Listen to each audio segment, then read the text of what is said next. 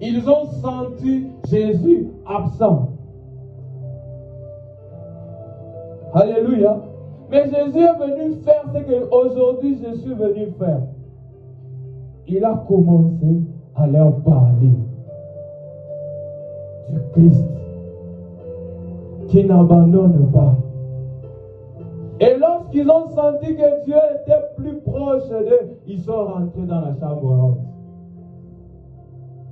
Ça ne suffisait pas pour ces gens de penser qu'ils parlaient à Jésus de Jésus, mais ils ne se rendaient pas compte qu'ils nous parlaient de Jésus.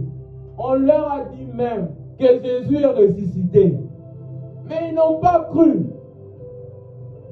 Parce que l'absence de Jésus se faisait de plus en plus sentir. Ils n'ont pas cru. Mais il fallait la parole de Dieu qui amène la foi pour le ramener dans la chambre haute. Alléluia. Il fallait que Jésus se manifeste encore pour leur dire: j'étais toujours avec vous. Malgré que j'étais enterré, j'étais toujours avec vous. Alléluia.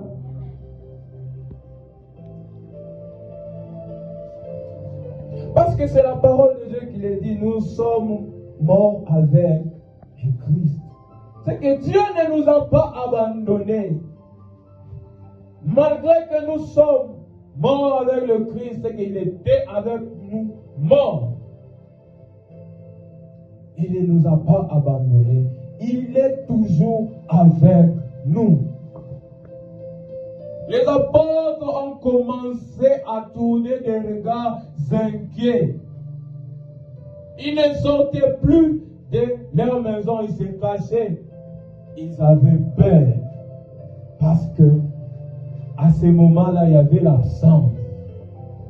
Mais lorsque le Seigneur a commencé à leur parler, ainsi, la foi a commencé à être ramenée dans leur vie et la présence de Dieu, malgré que après, ils sentaient que Dieu n'était pas là, mais ils avaient appris que malgré tout, Dieu est avec nous. Vous savez que les gens peuvent mourir. Les personnes de nos familles peuvent mourir. Cela ne signifie pas qu'on peut nous outrager. On peut nous injurier. Cela ne signifie pas que Dieu n'est pas avec nous. Ils peuvent dire des réalités dans notre vie. Oh, nous ne faisons rien. Oui, nous ne faisons rien. Cela ne signifie pas que Dieu n'est pas avec nous. Alléluia. Parfois, nous sentons cette absence. Dans notre vie, nous disons que Dieu m'a abandonné. Dieu ne vous a pas abandonné. Dieu ne vous a pas laissé. Il est avec vous. Le Dieu de la Bible, il ne se limite pas seulement dans la Bible. Il s'est déjà incarné dans la plupart de vous. Il dit, la nouvelle alliance que je veux faire avec mon peuple, je veux mettre mes écrits dans leur cœur. C'est que la parole est faite chair et maintenant c'est vous. J'aimerais vous dire que Jésus est devenu la parole faite chair. Mais dans la nouvelle alliance, il fait aussi de nous des paroles faites chair. Il est là. Même si vous ne le sentez pas, il est là.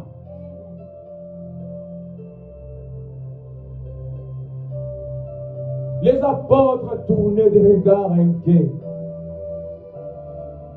Mais il leur a dit, je suis au milieu de vous. Emmanuel, Dieu parmi nous. Malgré les absences que vous remarquez, je suis avec vous. J'aimerais vous dire que les choses que vous êtes en train de perdre à cause de votre foi, Dieu sait comment il vous récompensera. Je sais qu'il y a des gens qui ont perdu des parents, qui ont perdu l'emploi, qui ont perdu des opportunités pour le Seigneur. Mais le Seigneur leur dit ceci: vous n'avez pas fait en vain de quitter ces choses à cause de moi. Les centuples sont là pour vous dans les siècles présents et même dans les siècles à venir. J'aimerais dire à MGI, à mes frères dans MGI, Dieu est avec nous. Ne l'oublions pas. Malgré qu'on peut connaître des coups à l'interne dans nos vies, mais Dieu est avec nous.